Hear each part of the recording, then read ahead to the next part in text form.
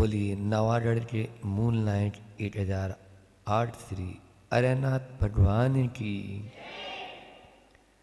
परम उपकारी संत शिरोमणि आचार्य गुरुवर विद्यासागर जी महामुनि राज की। परम पूज्य मुनि श्री 108 दुर्लभ सागर जी महाराज की।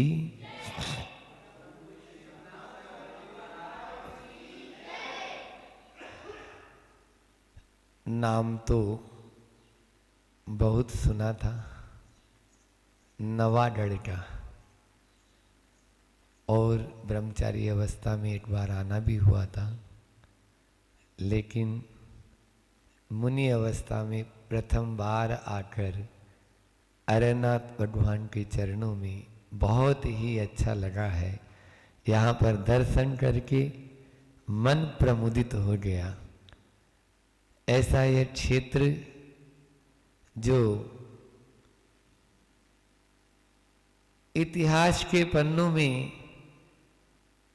एक अमिट छाप छोड़ रहा है, और इस क्षेत्र का जब आज प्रातःकाल जय निशान जी भैया जी के साथ में यहाँ से 2.5-3 किलोमीटर दूर गए और वहाँ की गुफाओं को देखा तो लगा निश्चित रूप से यहाँ पर बड़े बड़े संघों का आगमन हुआ, और उन संघों ने रहकर यहाँ उन मुनि महाराज जी लोगों ने, साधु साध्वियों ने कठिन तपस्या की, जो न कोई आटा न कोई पाटा न कोई चटाई न कोई कुछ भी नहीं।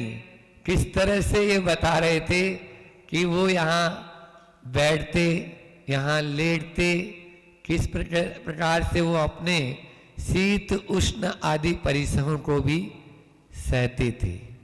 समझ में आ रहा है बच्चों? तो इस प्रकार से यह क्षेत्र बहुत ही इतिहास की दृष्टि से अपने आप में महत्वपूर्ण क्षेत्र है।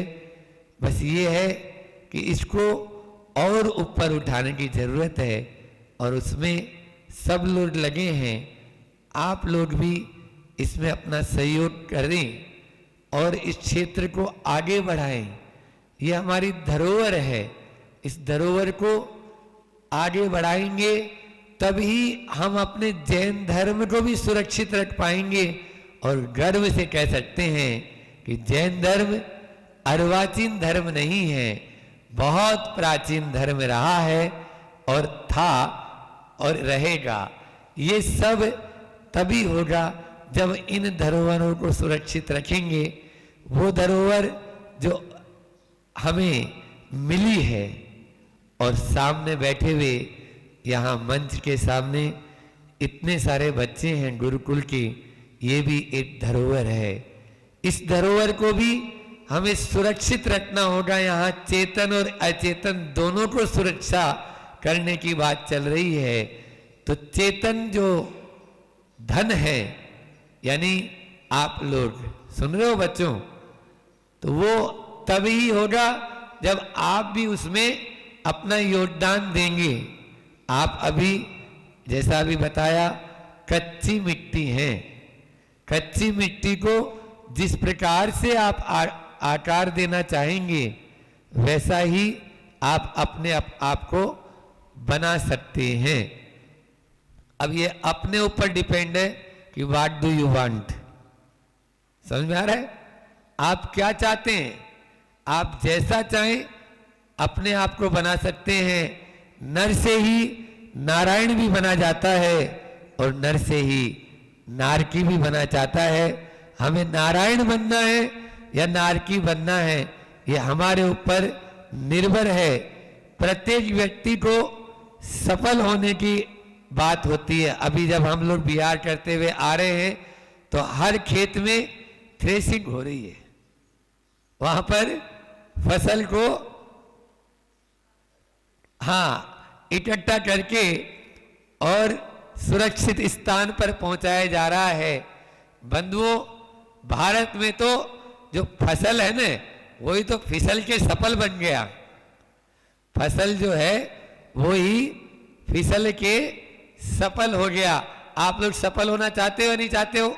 आज उसी के बारे में अपन बात करते हैं कि किस प्रकार से अभी हमारी श्रृंखला तो मन वाली चल रही है, लेकिन मन की उस श्रृंखला के साथ में ही यह भी एक यानी जो है हमारे ऊपर है कि जब तक मन को वश में नहीं करेंगे तब तक हम कभी सफल हो सकते हैं?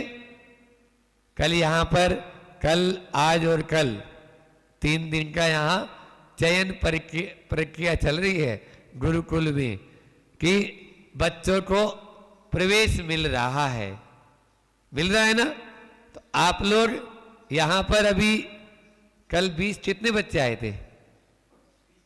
20-25 बच्चे आए, तो वो अपने मन को वश में कर लिए कि नहीं, हमें तो गुरुकुल में रहना है, जो हमारी भारतीय परंपरा थी, और उन्होंने अपने घर को भी छोड़कर यहाँ रहना स्वीकार किया। ये तभी हो पाता है जब मन को वश में करें। तो आज 4 बातों पर अपन बात करते हैं ताकि अपना जीवन भी सफल हो पाए और यह तीर्थ भी ऊंचाइयों को छू पाए। तीर्थ वो जो स्वयं तिरे औरों को भी तार दे, ऐसा यह तीर्थ है। सबसे उत्तम तीर्थ तो अपना मन है, जो स्वयं तो तिरता ही है, उसके आधार पर कहीं और भी तिर सकते हैं। इसलिए अपने मन को नियंत्रण में रखना ही सबसे अच्छा तीर्थ माना गया। आचार्यों ने कहा है कि हम अपने इस मन को कंट्रोल में रखें, इस मन को अपने वश में रखें, तभी आगे बढ़ सकते हैं। आप लोग सब यहाँ पर ज्ञानार्जन के लिए आए हैं। ज्ञानार्जन के लिए कुछ बातें होती है। ज्ञान का अर्जन आचार्य पूज्यपाद स्वामी ने समाधि तंत्र में बहुत ही अच्छी कारिका कही है कि अदुख भावितम ज्ञानम दुख छन्निदो क्षीयते। जो सुख में ज्ञान अर्जन किया जाता है वो कपूर की तरह उड़ जाता है, और जो दुख में ज्ञान अर्जन किया जाता है वो भाव भाव में हमारे साथ में रहता है। इस जन्म में ही नहीं, कई जन्मों में साथ रहता है। समझ में आ रहा है कि नहीं आ रहा है? हम जो बोल रहे हैं वो सुनाई दे रहा है? समझ रहे हो? तो इसलिए कष्टों से कभी डरना नहीं है। हमको सुखी नहीं बनना है, मतलब सुविधा भोगी नहीं बनना है। सुखी तो बनना है, लेकिन सुविधा भोगी नहीं बनना है। जितनी ज्यादा सुविधाएं हम अपने जीवन में अपनाते चले जाएंगे, ज्ञान उतना ही हमारे से दूर होता चला जाएगा। इसलिए ज्यादा सुविधा नहीं, प्रमाद आने का सबसे प्रबल कारण, आलस्य आने का सबसे प्रबल कारण क्या है पता है? सुविधा। क्या है? और ये सुविधा ही हमारे मन की दुविधा बन जाएगी, हमारे लिए हमारे जीवन की दुविधा बन जाएगी। हम अपने ही जीवन का एक संस्मरण याद आया कि जब हम सीए के लिए कलकत्ता गए, तो वहां पर जो पूर्व अवस्था के मामा श्री थे, उन्होंने अपने पास में न रख के एक ऐसे स्थान पे रखा जो बिल्कुल संकीर्ण था, छोटा सा, क्योंकि मेट्रो सिटियों में स्थान थोड़ी मिलता है, जितना बड़ा ये तकत है उससे भी छोड़ा, बस केवल पांव फैला लो उतनी जगह, और वो भी रात्रि में वहां विश्राम करना है। और साथ में ही एक व्यवस्था भोजन की बना दी कि यहाँ पर, जबकि उनके HDFC के चेयरमैन उस समय रहे, CA इंस्टीट्यूट के वाइस चांसलर वो रहे हैं। तो ऐसे वह जो है पूर्व अवस्था के अपने घर में नहीं रखे, 2-2 फ्लैट खाली राजहंस में, लेकिन नहीं, आज वो बोलते हैं कि नहीं, हमने उस समय ऐसा क्यों किया, अपने पास में फ्लैट में क्यों नहीं रखा, जबकि खाली फ्लैट रखा हुआ है, उसमें तो कोई रह भी नहीं रहा है। लेकिन उन्होंने कहा यदि हम ऐसा करते तो जहां पर अभी हम बैठे हैं ना, वहां पे नहीं बैठे रहते, वहीं बैठे रहते नीचे ही। क्यों? क्योंकि सुख में जो ज्ञान अर्जन करते वो कहां चला जाता कोई पता नहीं है। तो 4 बातें करते हैं। सबसे पहले तो अपने आप पर आप लोग भरोसा करें। आप में बहुत शक्ति है। पहला मैंने क्या बोला? अपने आप पर भरोसा करें। हम क्या करते हैं, अरे ये प्रश्न तो हमें आता ही नहीं है, ये पेपर तो हम कर ही नहीं पाएंगे। जैसे ही हम ये बात अपने मन पर हावी कर लेते हैं तो समझ लीजिए आप लिख ही नहीं पाएंगे ना। इसलिए अपने आप पर पूर्ण विश्वास रखें, आत्मविश्वास रखें, पूर्ण भरोसा रखें। दूसरा है अपना लक्ष्य निर्धारित करें। क्या बोला? एक लक्ष्य हो, नेक लक्ष्य हो, और उस लक्ष्य की प्राप्ति के लिए पूर्ण रूप से हम जुड़ जाएं। बार बार डामाडोल स्थिति नहीं बनाएं। प्रमाण सागर जी महाराज जी कहते हैं कि लक्ष्य विहीन यात्रा यात्रा नहीं, भटकन है। लक्ष्य से विहीन यात्रा यात्रा नहीं, भटकन है।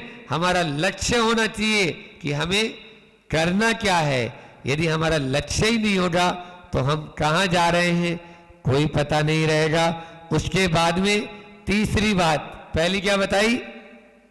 अपने आप पर, हाँ वेरी गुड, भरोसा रखें। दूसरा क्या बताया? अपना लक्ष्य निर्धारित करें। और तीसरी बात है एकाग्रता और स्थिरता रखें। तीसरी बात क्या है? एकाग्रता। एकाग्रता का मतलब होता है कि अस्थिर स्थिति नहीं होनी चाहिए। एक, जैसे अपन मान लीजिए हिंदी पढ़ रहे हैं, हिंदी का विषय पढ़ रहे हैं, तो अब हिंदी के विषय पर ही ध्यान दें। अब हिंदी पढ़ने बैठे और अंग्रेजी की याद आ रही है, अंग्रेजी पढ़ने बैठे और गणित के विषय की याद आ रही, अरे उसमें क्या बताया था। तो आप ये क्या हो रहा है?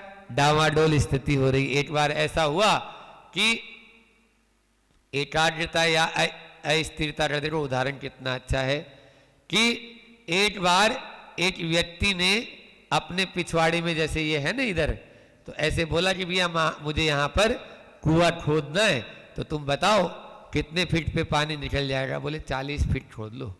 सुन रहे हो विजय? कितना बोला? 40 फीट पे पानी निकल ही आएगा। अब वो 40 फीट खोद दिया लेकिन पानी नहीं निकला। अब 3-4 दिन बाद में वापस उसको बुलाया, क्यों? तुमने बोला 40 फीट खोद देना, हमने तो एक ज्यादा ही खोद दिया, 41 फीट खोदा, पानी आया ही नहीं। बोले क्यों? पानी क्यों नहीं आया? कहां खोदा था? बोले चलो। अब पीछे गए तो वहां 1-1 फीट के 41 गड्ढे बने हुए थे। कितने गड्ढे बने हुए थे?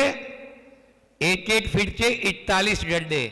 मतलब उसने एक जगह 40 फीट नहीं खोदा, उसने 40 गड्ढे अलग अलग बना दिए, 41 गड्ढे अलग अलग बना दिए। तो क्या पानी निकलेगा? ऐसे ही हमारी स्थिति होती है कि हम एक जगह केंद्रित नहीं रहते, इधर से उधर, उधर से इधर। तो ये एकाग्रता और अस्थिरता का यदि परिणाम इसी प्रकार का होगा जैसा उस आदमी ने किया था। और चौथी और अंतिम बात है कि समय के पाबंद, समय के पंक्चुअल हो। जैसे हमने अभी बोला था 3 बजे आना है, तो 3 बजने में 5 मिनट पहले यहां पर उपस्थित हो जाना, ताकि अपनी गाड़ी छूटे नहीं, है ना। और यदि मान लीजिए अपन समय के बाद जाएंगे तो क्या होगा? कुछ नहीं, लाल बत्ती नजर आएगी, पीछे वाली ट्रेन का डब्बा लास्ट वाला होता है, प्लेटफार्म से छूट चुकी है, अब कुछ नहीं। इसलिए हमेशा समय को देख के चले। यदि आप समय के अनुसार चलेंगे तो समय भी आपका ध्यान रखेगा, और यदि आप समय के अनुसार नहीं चलेंगे तो समय भी आपका ध्यान नहीं रखेगा। समय का मतलब आत्मा भी होता है, समय का मतलब टाइम भी होता है, समय का मतलब आगम भी होता है, समय का मतलब काल भी होता है, जो आप चाहें। इसलिए समय देख लें, समय के अनुसार चलें। और एक बात और बता दूं, मन में जैसे अभी मैंने बोला पूरा भरोसा रखें। पहला पॉइंट था कि आप अपने आप पर भरोसा रखें। स्वामी विवेकानंद का नाम आप लोगों ने सुना होगा, पढ़ने वाले बच्चे तो सबसे ज्यादा, क्योंकि उनका शिक्षा के क्षेत्र में बहुत बड़ा योगदान रहा है। तो वो कहते हैं कि एवरीथिंग इज पॉसिबल। क्या बोलते हैं? Everything is possible, believe it, विश्वास रखो, सब कुछ संभव है। इसलिए अपने आप को आगे बढ़ाना है, तो इन चीजों को याद रखना है। सुभाष चंद्र बोस की वह पंक्तियां भी याद रखना, वह पत्र भी याद रखना, जो आचार्य श्री जी बार बार कहते हैं कि हमें बाबू नहीं बनना है, पढ़ लिख के नौकरी के लिए अपन को नहीं कि नौकरी अपन को करना है, अपन को तो सेठ बनना है, अपन को तो डायरेक्टर बनना है, अपन को तो कोई अच्छी कंपनी का मालिक बनना है। नौकर तो अपन रखेंगे। इसलिए अपने आप को अच्छी कलाओं से जोड़ें, तभी हम आगे बढ़ पाएंगे। यह तब होगा जब हम इन सब बातों को ध्यान में रखेंगे। विनयशील भी रहना आपका जरूरी है। जितनी जितनी विनम्रता होगी उतनी उतनी विद्या हमारे भीतर आती चली जाएगी। इतना ही रखते हैं, फिर शाम को फिर देख लेंगे, क्योंकि अभी तो शाम को अपने आचार्य भक्ति के बाद में भी अपन लोग बैठ सकते हैं। इसलिए समय हो चुका है। 4 बातें फिर से दोहरा लें आप लोग। कौन कौन सी बताई? पहली, अपने आप पर, दूसरा, हाँ, अपना लक्ष्य निर्धारित करें, तीसरा, एकाग्रता और स्थिरता के, चौथा, समय के पाबंद बने, तभी हम आगे बढ़ पाएंगे। बोले ऐसा परमो धर्म की आचार्य गुरु और विद्यासागर जी महामुनि राव जी की